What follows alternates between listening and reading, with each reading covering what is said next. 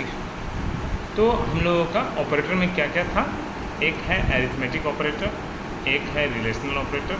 अभी तक दो ही सिर्फ समझाया है, जिसमें plus minus into division modulus double into and double division.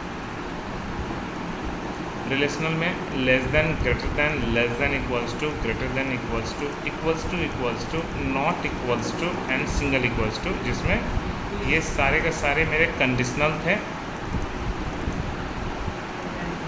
ये मेरा असाइनमेंट है ना। आज हम लोगों का मेनली बिटवाइज ऑपरेटर, ठीक है, ध्यान से, बहुत बहुत ज़रूरी है, बहुत अच्छा भी है। बोला इसमें क्या क्या आता है, ये सिंगल एंड, ठीक है, सिंगल और, सिंगल जॉर, ठीक है। एंड गेट का ट्रूथ टेबल पता है। एंड गेट में क्या होता है normally, and gate logic gate है, तो A B Y is equals to A dot B. Or gate में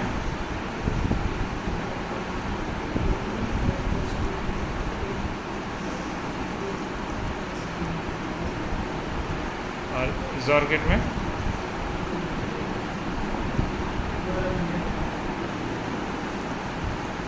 A bar B plus A B bar, ठीक है।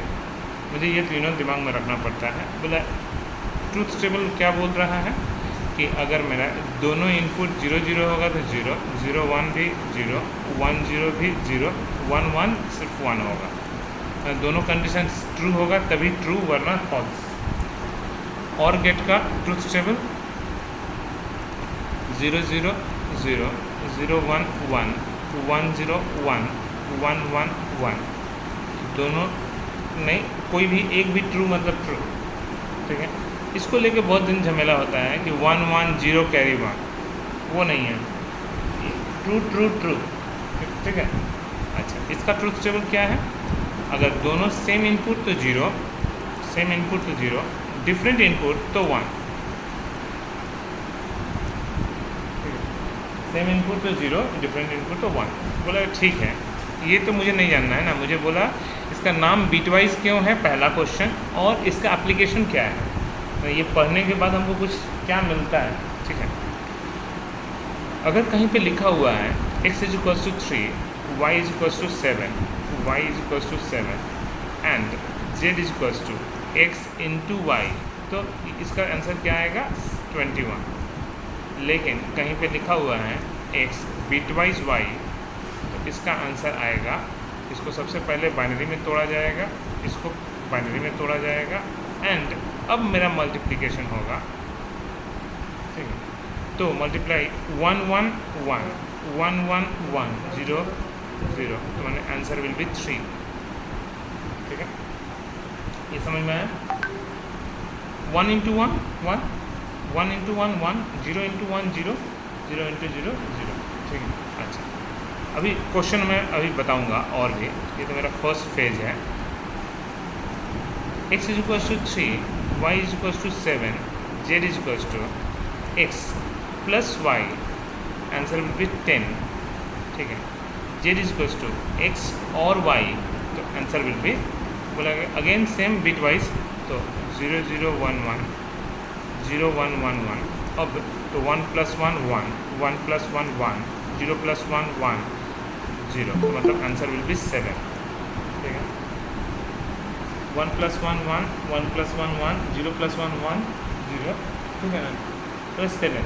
अब किसी किसी बच्चे के मन में आता है, सर हम लोग तो जानते हैं कंप्यूटर में सारा कुछ बाइनरी में ही होता है, तो ये 20 प्लस बोलो, तो सारा कुछ तो बाइनरी में ही होता है, तो ये 21 कैसे आता है, ये जब 3 आता है, बट ये कैसे आता है वो अब देख लो। ये भी बाइनरी में ही होता है, बट ये कैसा, जो बचपन वाला रूल 1 से सबका मल्टीप्लिकेशन होगा, अगेन 1 से सबका मल्टीप्लिकेशन होगा, अगेन 1 से सबका मल्टीप्लिकेशन होगा, एंड लास्ट में 0। अब ऐड करो, तो ऐड 1 1 1 0 कैरी 1 ट्रिपल वन माने 1 कैरी 1, डबल वन माने 0 कैरी 1 और 1। 16 8 4 2 1, 16 4 20 1 21। समझ में आया? मतलब ये क्या हुआ, ये हम लोग इसको क्या किए हैं, ये सिंगल बीट से मल्टीप्लिकेशन हुआ। ये फर्स्ट बीट सबसे मल्टीप्लाई हुआ, सेकेंड बीट भी सबसे मल्टीप्लाई हुआ, थर्ड बीट भी सबसे मल्टीप्लाई हुआ और 0th बीट भी सबसे मल्टीप्लाई हुआ। फाइनली जो आंसर आया अब उसको जोड़िए तो 1 1 + 1 0 कैरी 1, ट्रिपल वन मतलब ऑड नंबर तो 1 कैरी 1, डबल वन तो 0 कैरी 1, सिंगल वन तो 1। तो 16 8 तो 0 है, तो 16 4 20 1 21। बोला अच्छा सर ये 10 कैसे आता है? ये भी सेम तरीके से 0 0 1 1, अभी हटाना मत, हम क्वेश्चन आपका आंसर सारा मिल जाएगा। 1 1 0 कैरी 1, ट्रिपल वन माने 1 कैरी 1, डबल वन माने 0 कैरी 1 1, 8 4 2 1 10। मतलब दोनों में क्या डिफरेंस हुआ, इसमें जो कैरी आ रहा है इसमें कैरी नहीं आता, true true true true true true. Bitwise में कैरी वाला झमेला नहीं है, बस नॉर्मल एक एक बीट का एक एक बीट के संग एडिशन। ठीक, तो फिलहाल तो मेरा समझ में आ गया कि नॉर्मली कैसे काम करता है। मतलब XOR gate x = 3, y = 7, z = x XOR y, again 0 0 1 1 0 1 1 1। अब जॉर 1 1 सेम तो 0, सेम तो 0, डिफरेंट तो 1, सेम तो 0। यही ना ट्रुथ टेबल था, जब सेम इनपुट देंगे दोनों तो 0, सेम इनपुट देंगे तो 0, डिफरेंट इनपुट देंगे तो 1, डिफरेंट इनपुट देंगे तो 1। 4। अब आता है लास्ट क्वेश्चन कि सर ये सब पढ़ते हैं हम लोग, भले पढ़े हैं, ऐसा नहीं एससी में नहीं पढ़े हो आप लोग, लेकिन फ़ायदा क्या है पढ़ के? या कुछ फ़ायदा होता है या बेकार का? हम लोग कोई भी चीज़ बेकार तो नहीं होता है, ठीक है। अब आपको कोई बोल दे कि अगर आपके पास स्माइली फेस है कोडिंग से, ठीक है, इसको मुझे ऐसा बनाना है, मतलब एक आँख का वो गायब हो जाना चाहिए, ठीक है। अगर मेरे पास ये एक फेस है, इमोजी है, उसको मुझे कोडिंग से ये बनाना है तो कैसे करेंगे? मैंने कहना क्या चाह रहा है, अगर मेरे पास कोई बाइनरी नंबर है, बोल दिया इस बिट को 0 करके दिखाओ, बाद बाकी पे हाथ नहीं लगना चाहिए, जो जैसा है वैसा ही रहना चाहिए, सिर्फ इस बिट को 0 करके दिखाइए और इस बिट को। तो कोई भी पर्टिकुलर बिट को अगर 0 करना है तो एंड गेट, वापस लेके आना है तो और गेट। कोडिंग देखो आप, बोला कैसे 0 करेंगे? सिंपल, एक नया नंबर ले लो, जिस बिट को 0 करने को बोला सिर्फ उसी को 0 लो, बाद बाकी को मत लो और एंड गेट लगा दो। देखते हैं 1 1 0 0 0 1 1 0 0 1 1 0। आप देखो जो नंबर था वही है, सिर्फ ये और ये चेंज हो गया। ये तो पहले से 0 था, ये भी पहले से 0 था, ये भी पहले से 0 था। तो किसी भी पर्टिकुलर बिट को 0 करने के लिए मुझे एंड गेट का इस्तेमाल होता है, ठीक है। अच्छा, मतलब वापस एक काम करो, इसको और इसको 1 करके दिखाओ तो कोई बड़ा चीज़ नहीं है। मतलब एक ऐसा नंबर लो जो कि वही सब 1 होगा जिसको 1 करने को बोला।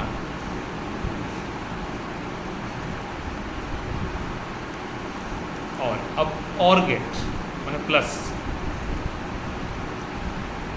1 0 1 1 1 0 1 1 1 1, ठीक है। तो ये बिट और ये बिट 1 हो गया, बाद बाकी सब जैसा था वैसा का वैसा रहेगा, ठीक है। तो भले हम लोगों को ऐसे ध्यान नहीं दिए हैं कभी भी, लेकिन इसी तरह से कोडिंग किया जाता है। कोई भी अगर नंबर अगर आप पहले से गिवन है उसको मुझे 0 करना है तो इंडिकेट 1 करना है वापस और बोला ठीक है।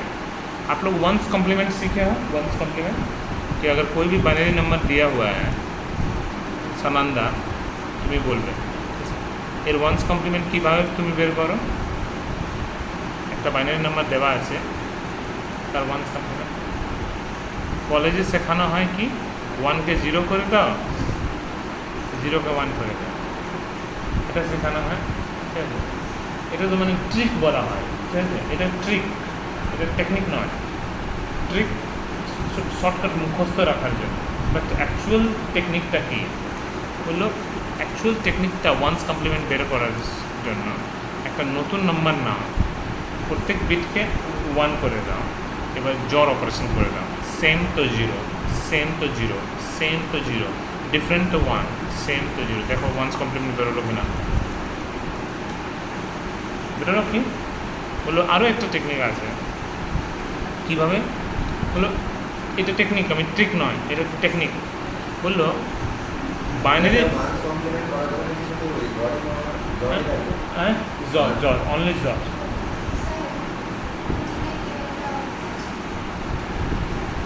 ओके, सबसे पहले एक चीज़ समझा देते हैं किसी किसी बच्चे का कि सर हमेशा 1 से ही करना पड़ेगा या कुछ और।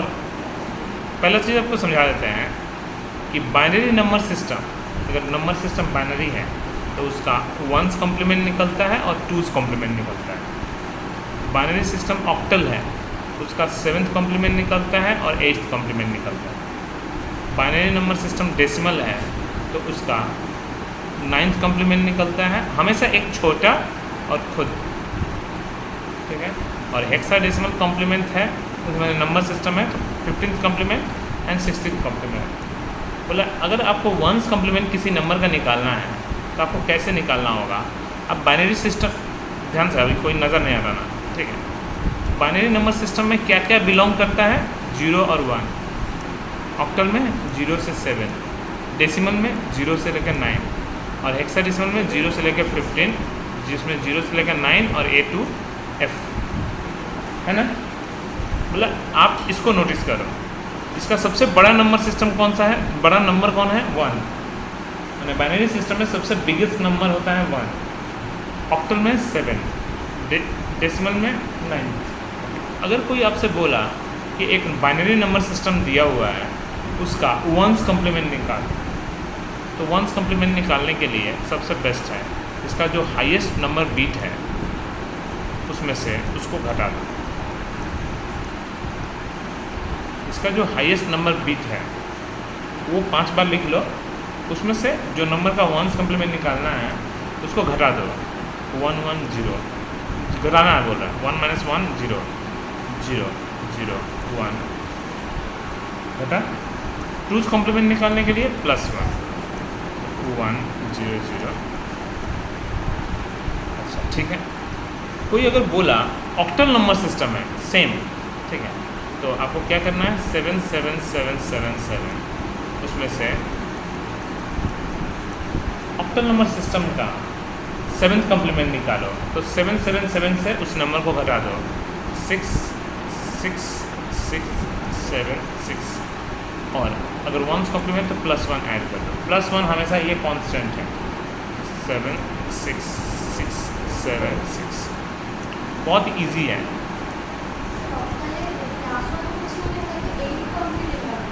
8 कॉम्प्लीमेंट बेर করছি, ঠিক আছে। ওকে, তো এর সেম 8 8 8 9 8 + 1 9 8 8 9 8, क्लियर। एंड लास्ट है 15th कॉम्प्लीमेंट। सर ये ऑक्टले डायरेक्ट यदि बोले, हाँ ये 10th कॉम्प्लीमेंट করার জন্য 8 না বলে, हाँ ऑक्टले हाँ যদি 8 না বলে, 8 कॉम्प्लीमेंट না করে 10th कॉम्प्लीमेंट যদি डायरेक्ट বলে, অক্টালে असंभव नहीं। नंबर सिस्टम যেটা থাকবে তার এক কম নিজে সেলফ, মানে ধরো ডেসিমাল নাম্বার সিস্টেমের জন্যই শুধুমাত্র 9th কমপ্লিমেন্ট আর 10th, মানে দেবেই না কোনো কোর্স। ওকে, আচ্ছা তো 15th কমপ্লিমেন্ট কীভাবে বের করতে হয়? একদম same 14th 14th 14th 15th 14th plus 1 15 14 14 15 14 बहुत इजी है ना? बोले सब कुछ ठीक है। अच्छा, एक और क्वेश्चन लास्ट, नंबर सिस्टम में सबसे इम्पॉर्टेंट है लास्ट क्वेश्चन, कि अगर आपको कोई बोल दिया -4 का बाइनरी कोड निकाल कर दिखाओ तो क्या होता है? +4 का तो आप लोग बता दोगे, 0 1 है ना? लास्ट देखिए माइनसটা করতে হয়। हाँ, क्लासটা দেখে -1 -4 করতে হয়, তাহলে কীভাবে করবে? লাস্টটাকে নিতে হবে। হ্যাঁ, দেন মাইনাসটা কীভাবে বের করবে? তো বললো 2's কমপ্লিমেন্ট অফ +4, মানে এর আগে 1's কমপ্লিমেন্ট বের করলাম আর +1 অ্যাড করে দিলাম, 0 1 1 0 +1, মানে এটা অর গেট নয়, এটা অ্যাডিশন হচ্ছে 1 1 0 ক্যারি 1 0 ক্যারি 1 1 1, এটা হচ্ছে -4 বললো। যদি -4 দেওয়া থাকে +4 বললো again same 2's complement of -4, যেটা দেওয়া থাকবে তার বললো 0 0 1 1 সরি 1 1 0 ক্যারি 1 1 1 0 ক্যারি 1, মানে নিজেকে নিজে সেলফ কমপ্লিমেন্ট থাকে। মানে যদি প্লাসের তোমার দেওয়া আছে আর মাইনাস বের করতে হয় তো তার 2's কমপ্লিমেন্ট বের করে দাও, তো 1's কমপ্লিমেন্ট আগে বের করতে হবে, তারপর 2's কমপ্লিমেন্ট বের করতে হবে। তো অর গেট নয়, অ্যাডিশন 1 1 0 ক্যারি 1 1 1 0 ক্যারি 1 1, আর যদি -4 দেওয়া থাকে +4 তো ওর সেম 1 1 0 कैरी 1 1 1 0 कैरी 1, क्लियर? बहुत अच्छा चीज़ है, ठीक है।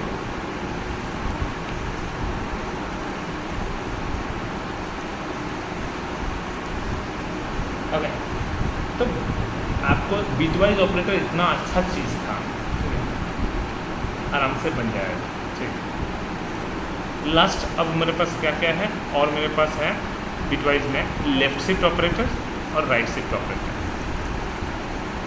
Left shift operator and right shift operator. मतलब कहना क्या चाहता है?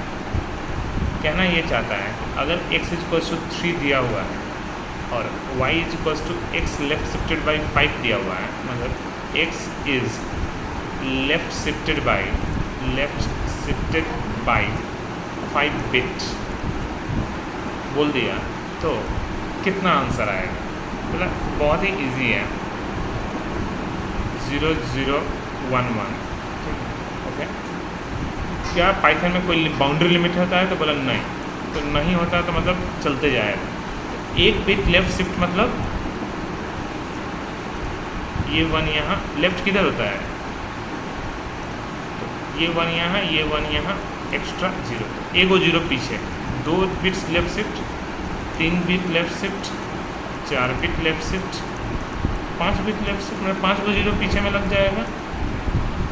मतलब अब डेसिमल में कन्वर्ट कीजिए, 8 4 2 1 16 32 64, मतलब 96, तो इसका आंसर कितना आएगा? 90। तो y का वैल्यू मेरा समझ में आया? ओके ना? मैंने वो घसकते कहीं पे भी बाउंड्री नहीं, मतलब बढ़ते ही जाएगा, ठीक है। लेकिन सी में ऐसा नहीं है, सी में इंटीजर का बाउंड्री लिमिट होता है 16 बिट, और 16 बिट के बाद वो 0 में बदल जाएगा। 16 बार अगर घसका देंगे नंबर को तो वो फिर से 0 में कन्वर्ट हो जाएगा, ओके। लेकिन আর কিছু থাকবে না, তারপর যতই লেফট শিফট করো তার 0, রাইট শিফটও করলে 0 এবার। আচ্ছা,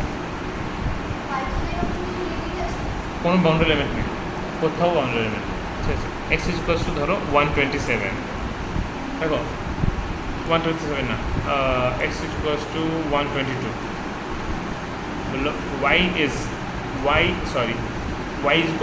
x right shifted by 2 bit, তাহলে অ্যান্সার কত আসবে?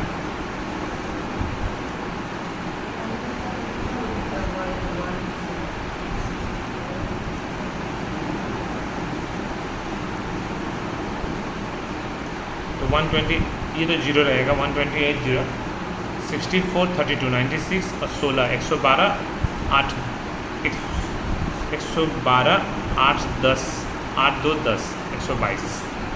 ठीक है। अब बोला right shifted by 2 bit. Right shift में बाउंड्री लिमिट है कि नहीं? बोला हाँ, राइट शिफ्ट में बाउंड्री लिमिट है, मतलब क्योंकि 1 से नीचे नहीं जाएगा। तो एक बार में एक जीरो बाहर, तो आंसर कितना आएगा? ये 1 यहाँ, हाँ 0 1। ठीक है। 2 बार में ये भी 1 बाहर,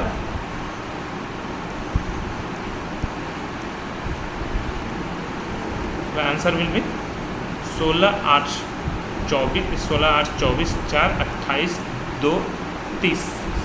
तो वाई इज एक बार चेक कर लेके, जितना भी हम लोग एक्सपेरिमेंट किए आइडियली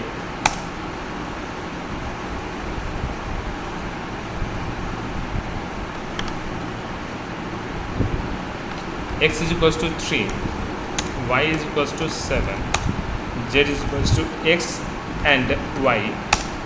कितना आंसर आएगा? पहला का 3 आंसर आया था, है ना। Print z।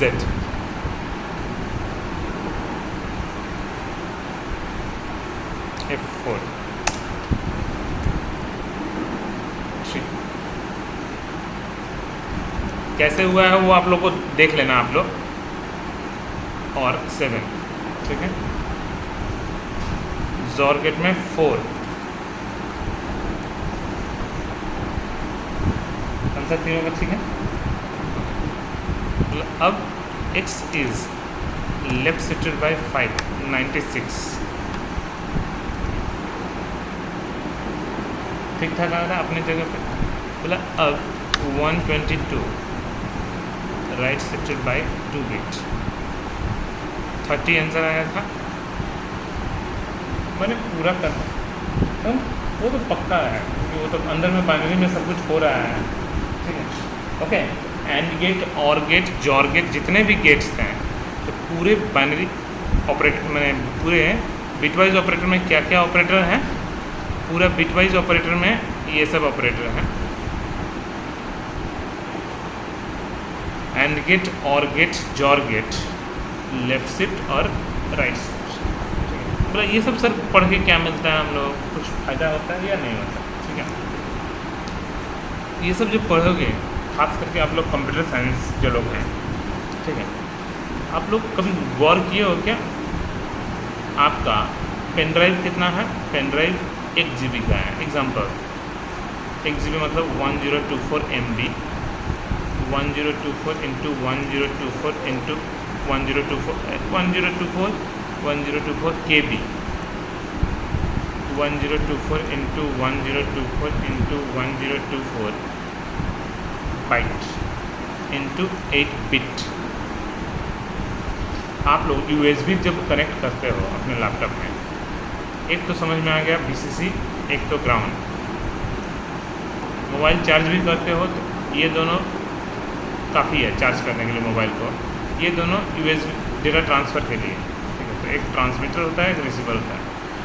इतना डेटा, एक मूवी मान लीजिए 1 GB का मूवी, तो आपको डेटा मतलब इतना हुआ, इतना डेटा ट्रांसफ़र कैसे होता है एक ही जगह से? तो इसी तरह से राइट शिफ्ट और लेफ्ट शिफ्ट। कोई भी डेटा आपको दिया हुआ है, मान लीजिए अगर आपको बोल दिया तो ये लेफ्ट शिफ्ट और राइट शिफ्ट बहुत कमाल का चीज़ है। पूरा दुर्गा पूजा में जितना भी डेकोरेशन होता है, जहाँ पे आप लोग देखते हो शिव जी बैठे हुए हैं, उनका जटा से गंगा जल बह रहा है। ठीक है। कैसे बहता है? सिंपल है, LED सब लगा दिया हुआ है। सारा LED लगा है ताकि थोड़ा लगे लोगों को। अच्छा, ऊपर से बहाना है ना, तो इसको पहले 1 बाद बाकी को 0। अब राइट शिफ्ट या लेफ्ट शिफ्ट, जो भी अपना आपकी मर्जी है। आँख का देखने का स्पीड है उससे थोड़ा फास्ट, 1/10 सेकंड में पकड़ लेता है ना, तो आपका इतनी तेज़ी से बह रहा है कि अपने को समझ में नहीं आता। स्लोली होगा तो समझ में आ जाएगा। थोड़ा सा फास्ट कर दिया जाता है स्पीड को, ताकि आदमी को लगे तोता वोता जितना भी है। अभी तो कंकाल का फोटो कंकाल रहता है, लोग वो लोग नाचते रहता है दुर्गा पूजा में, मोटर वोटर लगा रहता है, प्रोग्राम से बस मिलता है, ठीक है ना, कुछ थोड़ी ना कोड में कुछ किया है। तो वो सब बनाना बहुत ही ईजी है, लेकिन हर जगह आपको बाइनरी से ही खेलना है। मैंने पूरे में अगर आपको सच में जिसको बोलते हैं कंप्यूटर ऑर्गेनाइजर, मतलब अंदर का काम करना है, तो ये 5 ही ऑपरेटर सिर्फ काम करता है। बाद बाकी सब तो ऐसे है, प्लस माइनस वो सब GUI का काम करता है, ठीक है। ये अंदर का काम मतलब पूरा का पूरा कैसे काम करता है, ठीक है। तो काफ़ी अच्छा चीज़ है। इसके बाद क्या है मेरा लॉजिकल ऑपरेटर, लॉजिकल ऑपरेटर, जहाँ पे आपको सिखाया जाता है AND और OR, ठीक है। बोला ट्रूथ टेबल 0 0 0 0 1 0 1 0 0 1 1 1, बोला ठीक है। इसका ट्रूथ टेबल क्या है 0 0 0 0 1 1 1 0 1 1 1 1, ठीक है। बोला सिर्फ हमको पता रखना है, ठीक है। इसमें से क्या दिमाग में रखना है, ये वाला कोड मुझे दिमाग में रखना पड़ता है, इसमें ये वाला कोड दिमाग में रखना पड़ता है। रखना क्या है, आप कुछ नोटिस करो इसमें क्या दिमाग में रखने वाला चीज़ है। अगर मेरा फर्स्ट कंडीशन अगर फॉल्स होगा तो दूसरा कंडीशन चाहे फॉल्स हो चाहे ट्रू हो, फॉल्स ही होना है। मतलब दूसरा कंडीशन डोंट केयर कंडीशन है, कोई फ़र्क नहीं पड़ता। अगर मेरा फर्स्ट कंडीशन फॉल्स है तो दूसरे कंडीशन को चेक करने का ज़रूरत नहीं पड़ता, क्योंकि आंसर तो फॉल्स ही आना है। लेकिन हाँ, अगर पहला ट्रू है तब दूसरा कंडीशन इम्पॉर्टेंट रखता है।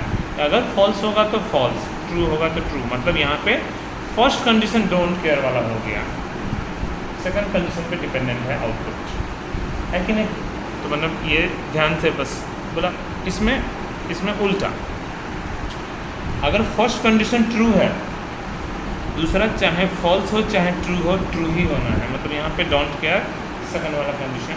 तो ये कोडिंग में लिखना पड़ता है नेबर चेक, समझने के लिए never check second condition if first condition false, if first condition false, never check second condition if first condition true.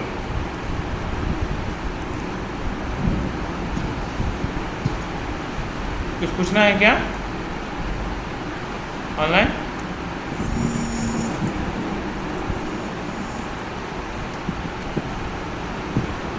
Online कुछ पूछना है?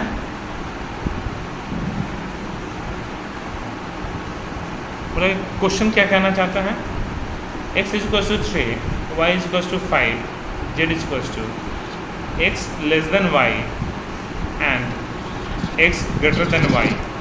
दो कंडीशन के बीच में, तो क्या 3 5 से छोटा है? तो हाँ,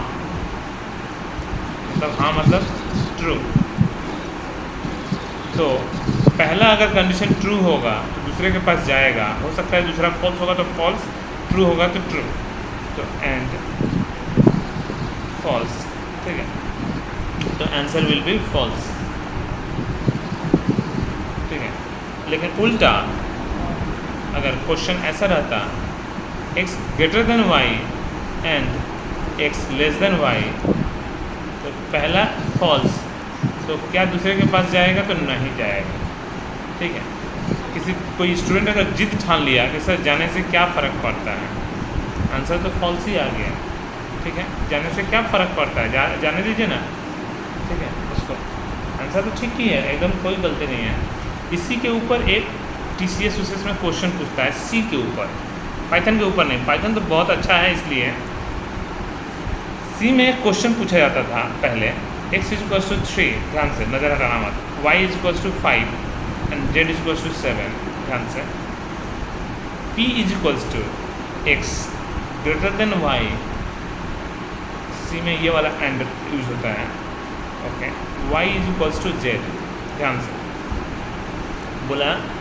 पूरे का आउटपुट के बाद आपको बताना है x का वैल्यू क्या होगा, y का वैल्यू क्या होगा, z का वैल्यू क्या होगा एंड p का वैल्यू क्या होगा। ध्यान से ये डबल इक्वल्स टू नहीं है, ये सिंगल इक्वल्स टू है, बहुत डेंजरस है, सिंगल इक्वल्स टू है। तो क्या 3 5 से बड़ा है? नहीं है, नहीं है, फॉल्स। अगर आप दिमाग में घुसाए कि जाने दो ना, तो जाने दो ना मतलब y का वैल्यू, z का वैल्यू y में असाइन हो जाएगा, z का वैल्यू y में असाइन हो जाएगा, मतलब y का वैल्यू हो जाएगा 7। तो भले आंसर ठीक है, आंसर में दिक्कत नहीं है, लेकिन आपका आंसर तो यहाँ पे तो गलती हो गया ना, y का वैल्यू तो चेंज हो जाएगा, बट वहाँ तो जाना ही नहीं चाहिए था ना। तो ये सब बहुत डेंजरस है। समझ में आया ये कि अगर आप सोचोगे जाने दीजिए ना, अगर डबल इक्वल्स टू रहा तब तो कोई गलती नहीं होगा, बच जाओगे, लेकिन अगर सिंगल इक्वल्स टू दे दिया तो फंस गए। ठीक है, बोला सर पाइथन में अगर सिंगल इक्वल्स टू कहीं पे दे दिया तो compiler error, straight forward language. आपने असाइनमेंट किस लिए, जब टेस्टिंग 2 कंडीशन को टेस्ट करने हैं, उसमें असाइनमेंट का कहाँ से रोल आ गया? तो कंपाइल टाइम में ही एरर पकड़ लिया, रन ही नहीं करने देगा आप। पाइथन बहुत अच्छा है, इस सब मामले में आपको फंसाएगा नहीं। ठीक है, और इधर से आपको, तो आपको हम एक बार दिखा रहे हैं। x is equals to 3, y is equals to 5, z is equals to 7। मैंने बोला C में x greater than y,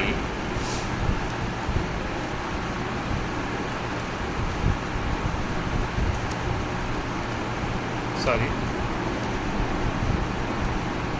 Python में तो क्या असाइनमेंट लेगा देखते हैं, लेकिन C में ले लेगा y is equals to z। ठीक है, x का वैल्यू प्रिंट कराओ, y का वैल्यू प्रिंट कराओ, z का वैल्यू प्रिंट कराओ, p का। क्या रन करने देगा? बोले ना, इंडेक्स में भी double equals to, not equals to, लेकिन आप सिंगल इक्वल्स टू नहीं देते, आप यही डबल इक्वल्स टू दीजिए, काम कर जाएगा। इतना अच्छा है। ठीक है, मतलब फंसते, कम से कम आप फंसे तो नहीं, क्योंकि आपको तो पता था फॉल्स ही आना है, आंसर तो फॉल्स आएगा, ये तो पता था। ठीक है, तो अगर मेरा पहला फॉल्स है तो दूसरे के पास जाएगा ही नहीं। मतलब कैसे सब पता चलता है? आप कंडीशन मत दो, अभी समझ में आ जाएगा। 0 7 वैल्यू दे दो, अब तो समझ में आ जाएगा। मतलब वो 7 के पास पहुंचा ही नहीं। ठीक है, लेकिन अगर पहला ट्रू कर दो, नॉन जीरो वैल्यू दे दो, दूसरे के पास चला गया। पहला ट्रू होगा तो दूसरे के पास जाएगा, अगर लेकिन पहला फॉल्स होगा तो दूसरे के पास जाएगा ही नहीं। क्लियर? तो टेस्टिंग कंडीशन में ये समझ में नहीं आया था, लेकिन अब जब वैल्यू दे दी है तब तो नॉन जीरो जीरो टेस्टिंग होता है। तो अगर नॉन जीरो नंबर रहेगा तो वो दूसरे के पास जाएगा, अगर जीरो रहेगा तो दूसरे के पास नहीं जाएगा। बोला लेकिन अगर यही चीज़ और गेट है उल्टा, कि अगर तो वो दूसरे के, अगर मेरा पहला ट्रू है तो दूसरे के पास नहीं जाएगा, है ना? और गेट में तो उल्टा है ना, अगर पहला ट्रू है तो दूसरे के पास नहीं जाएगा, पहला फॉल्स है तब दूसरे के पास जाएगा।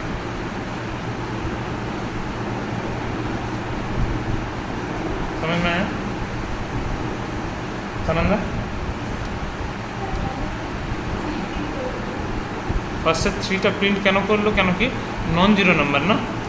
আর তোমার ট্রুথ টেবল কি বলছে, ট্রুথ টেবল তোমার বলছিল যদি ফার্স্ট কন্ডিশন ট্রু থাকে তাহলে সেকেন্ড চেক করার দরকার নেই, ট্রুই হবে। মানে তোমার अगर first condition non zero number আছে তাহলে 7 কাছে যাবে কেন, 3 আসবে। কিন্তু ফার্স্ট কন্ডিশন যদি ফলস থাকে তাহলে সেকেন্ড কাছে যাবে, ঠিক আছে। তো এখন 7 আসবে, তখন 3 আসবে। अच्छा लास्ट कि सर क्या 2 नंबर के बीच में ही कर सकते हैं या हम लोग स्ट्रिंग के बीच में भी कर सकते हैं। बोला किसी में भी, क्यों? क्योंकि ये तो एस्की कोड पकड़ेगा ना, एस्की कोड तो मेरा नंबर ही होता है। तो डब्ल्यू का एस्की कोड कुछ होगा, ई का एस्की कोड, दोनों मिला के जो एस्की कोड होगा, तो अगर फर्स्ट कंडीशन ट्रू होगा दूसरे के पास नहीं जाएगा। तो डब्ल्यू का एस्की कोड कितना होगा, स्मॉल जेड का एस्की कोड होता है 122, WXYZ मतलब लगभग 119। W का ASCII कोड 119 और E का ASCII कोड होता है, अगर A का ASCII कोड होता है 97 तो E का ASCII कोड लगभग 5 मतलब 102। तो 119 प्लस 102 कितना होता है? 221। 221 एक नॉन जीरो नंबर है, 221 एक नॉन जीरो नंबर है, तो वो दूसरे के पास नहीं जाएगा। बट अगर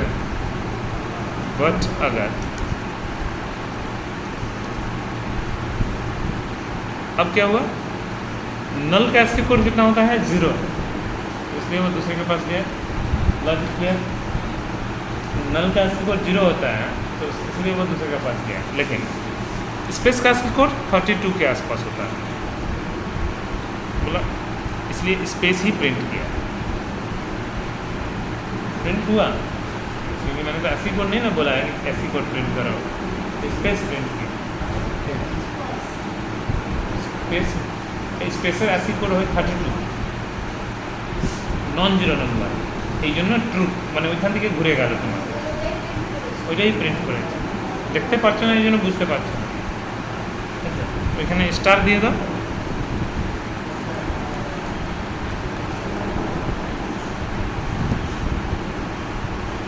हुआ कि नहीं हुआ? तो समझ में आया कम से कम कि हम लोगों को ये जो लॉजिकल ऑपरेटर है उसमें भी मुझे ट्रूथ टेबल का ही खेल है, लेकिन दो कंडीशन के बीच में, दो वैल्यू के बीच में भी लगा सकते हैं, लेकिन नॉन जीरो जीरो टेस्टिंग होता है। तब ऑनलाइन समझ में आ रहा है? हाँ सर। जस्ट थोड़ा दूर और, क्योंकि मैं पूरा टॉपिक ख़त्म करूँगा तभी उसके बाद हम रोकूँगा क्लास। जस्ट थोड़ा देर और, थोड़ा जस्ट, हाँ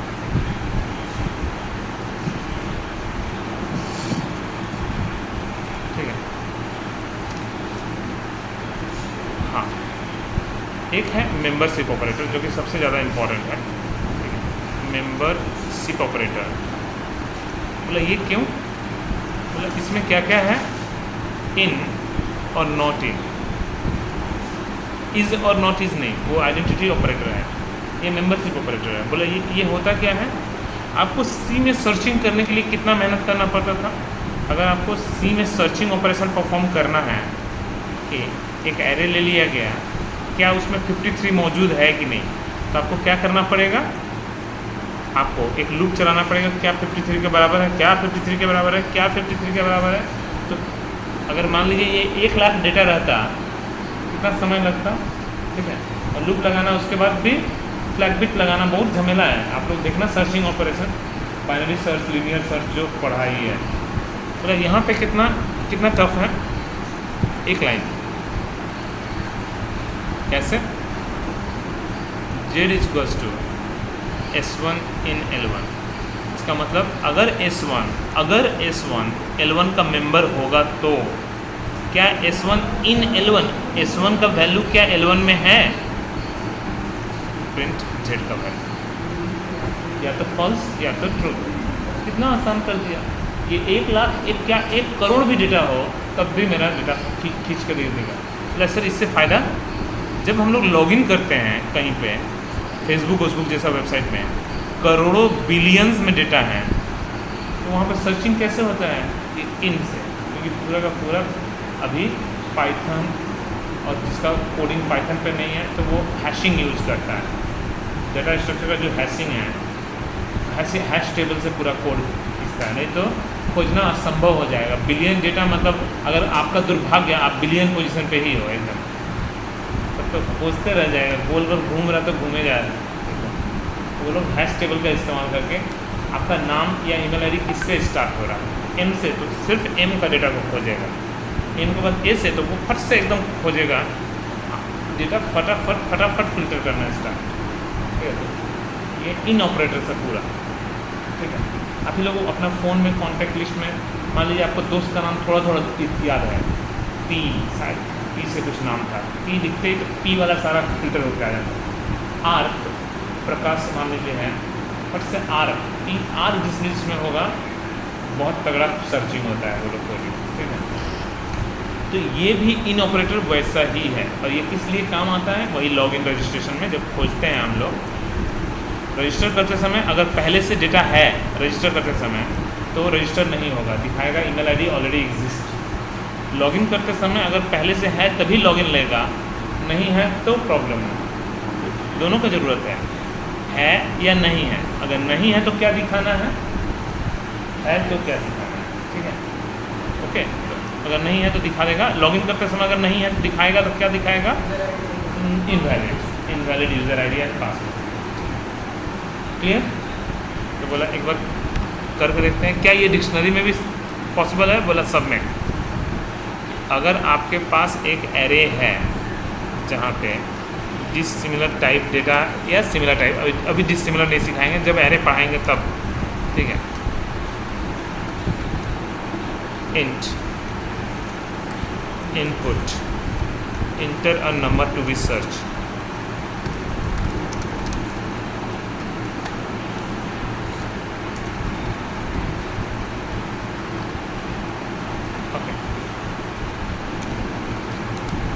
S1 in X,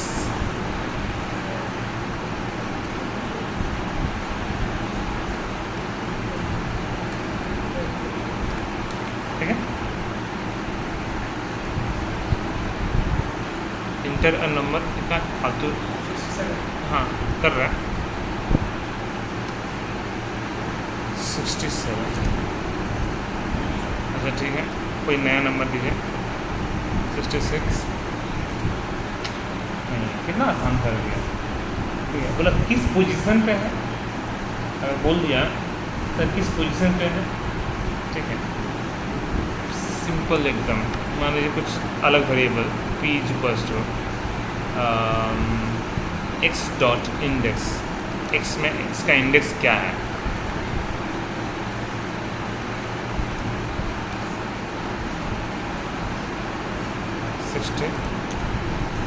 to position पे 0 1 2। आप समझ गए तो मैंने एकदम ऐसे मैंने आपको लगेगा कि हम क्या अच्छा चीज़ पढ़ रहे हैं।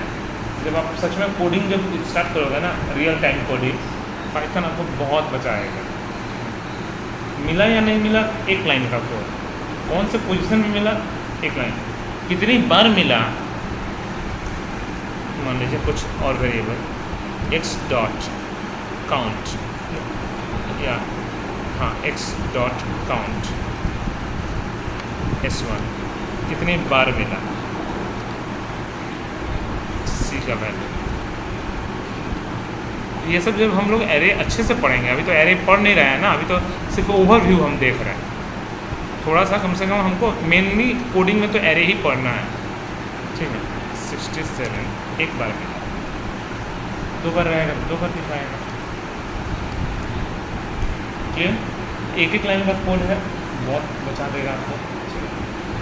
तो हम लोगों को लगभग समझ में आ गया। लास्ट एक तो और था, बोले आइडेंटिटी ऑपरेटर, जो कि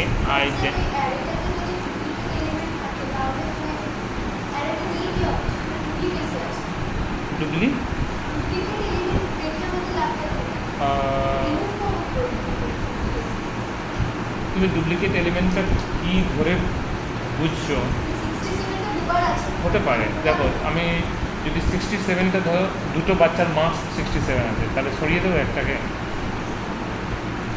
তুমি কি যখন ধরবে, দুটো ডুপ্লিকেট কি থাকতে পারবে না ডিকশনারি, মানে কারোর ইন্ডেক্স নাম্বার 67 দুটো হতে পারে না, কিন্তু ভ্যালু তো দুটো হতেই পারে, লিস্ট হতেই পারে, কেন কি নাম দুজনের সেম, আলাদা আলাদা থাকতে হবে, ঠিক আছে। যখনই সেকেন্ড দেবো ও ফার্স্টেরটাকে ওভারল্যাপ করে দেবে, যেরকম আমাদের ওইটাতে হচ্ছিল কি সেট, যেটা হালকা সেট দেখেছিলাম, যখনই আমি সেকেন্ড বার 50 দিচ্ছিলাম, সঙ্গে সঙ্গে ওইটার উপরে ওভারল্যাপ নেবে, মানে দুটো ডুপ্লিকেট থাকতে পারবে না। তার জন্য কিন্তু আমাকে, আমি বললাম তো কোন পয়েন্ট অফ ভিউ থেকে ভাবছি, নাম দুজনের সেম হতেই পারে, মার্কস দুটোর সেম হতেই পারে, ফোন নম্বর যখনই দেবো তাহলে এরর মারবে, এটার জন্য কোডিং করতে হবে। ইমেল আইডি দুজনের সেম হতে হবে, তখন এরর মারবো, কিন্তু সরাবো না, ঢোকাবোই না, মানে ইনসার্ট করার সময় এরর মেরে দেবো কি অলরেডি এক্সিস্ট, বাট তার মানে না কি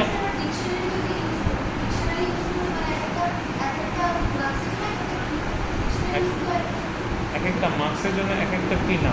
দেখো তোমাকে তুমি যদি ডিকশনারি ইউজ করো তো কীভাবে ইউজ করবে, যেমন ডিকশনারি আমি রোল নাম্বার 1-এর মার্কস, ঠিক আছে, এবার ফিজিক্সের মার্কস কত, কেমিস্ট্রিতে মার্কস কত, ফার্স্টের স্টুডেন্টের আমি, সেকেন্ডের, কিন্তু এইটা যখনই 1 করে দেবো তখনই ও সেকেন্ডটাকে ওভারল্যাপ মেরে দেবে।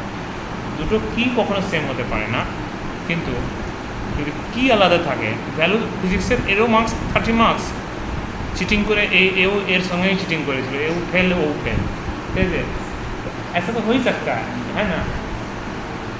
तो ये चीज़ है, ओके ना। अब ये जब हम लोग प्रोजेक्ट बनाना सीखेंगे तो पहले डिक्शनरी फाइल हैंडलिंग, हम लोग पहला प्रोजेक्ट ही यही आने वाला है, लेकिन तब तक के लिए एरे बहुत अच्छा होना चाहिए, मतलब ठीक है, ऐसा नहीं कि ऊपर ऊपर से, ये तो अभी ओवरव्यू दिए हैं सिर्फ, ठीक है।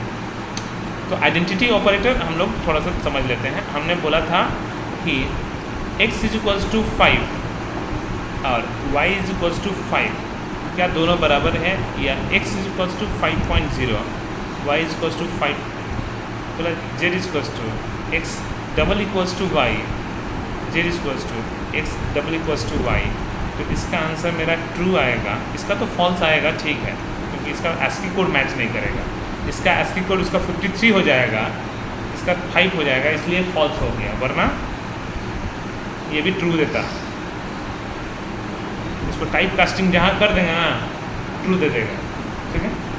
बट अगर मुझे आइडेंटिटी ऑपरेटर क्या क्या होता है हमारे पास, तो हमारे लिए एक है इज़ और एक इज़ नॉट, ठीक, नॉट इज़ नहीं, क्योंकि एक्चुअली में इन और नॉट इन है, उसका नॉट आगे है और इसका नॉट पीछे है, इज़ नॉट है, ठीक है। तो इज़ नॉट, ठीक है। x z = x is y, क्या x का वैल्यू y के बराबर है, यही है कि क्या x का वैल्यू y के बराबर है, तो it check value as well as data type, as well as data type, तो दोनों का ही आंसर फॉल्स, इसका भी आंसर फॉल्स, अगर एज से चेक करेंगे तो नहीं, वैल्यू तो बराबर हो, इसका तो वैल्यू बराबर है लेकिन डेटा टाइप सेम नहीं है, इसलिए फॉल्स, ठीक है। तो मैंने टोटली ऑपरेटर कितना हुआ, 5 हुआ, इससे ज़्यादा नहीं। किसी किसी के दिमाग में sir post increment pre increment यहाँ पे है ही नहीं, क्योंकि बहुत कंफ्यूज किया था बच्चा लोगों को, परेशान किया है ना, post increment pre increment, sir पहले प्री इंक्रीमेंट होगा, अरे हाँ, और वो तो तब भी ठीक है, वो तो बच्चा रट्टा भी मार रहता है, लेकिन अगर क्वेश्चन में दे दिया a = a +++++++ a एक ही क्वेश्चन में दिमाग में गया पजल, ठीक है, छोड़ दो, यहाँ पे वो सब झमेला नहीं, यहाँ पे आपको पूरा भैया सीधा लिखिए, और या बहुत ज़्यादा लिखना है, अगर आपको लिखना ही है x = x + 1/4, जो बहुत छोटा कर सकते हो तो यही कर सकते हो, इससे ज़्यादा छोटा नहीं कर सकते, x + 1, कि लेफ्ट साइड और राइट साइड में अगर एक ही वेरिएबल यूज़ होता है तो राइट वाले को हटाओ, ऑपरेटर को लेफ्ट में लेके आ जाओ, ये देखे हैं ना सी में ये वाला चीज़ same, x = x and y, x and y bitwise, okay, ठीक है। हम लोग नेक्स्ट में एक बार हम पूरे का पूरे फुल ऑपरेटर का एक बार ओवरव्यू देंगे, और ओवरव्यू देने के साथ साथ ऐसे में आज का क्लास का पूरा वीडियो, किसी का छूट गया हो तो भी हम पुराना वाला वीडियो सब देंगे।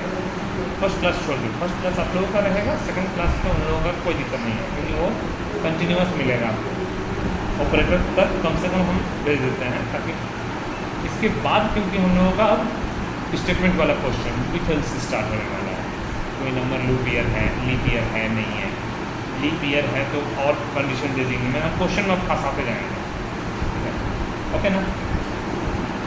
मैंने बोला था कि टाइम कितना लगेगा ये मैं बताऊंगा आप लोगों को, introduction operator, if else switch case loop में जब एंट्री कर जाएंगे तब मैं बता सकता हूँ कि लागू कितना है, क्योंकि उससे पहले तक बहुत कुछ बताना पड़ता है, क्योंकि ये बेस है पूरा।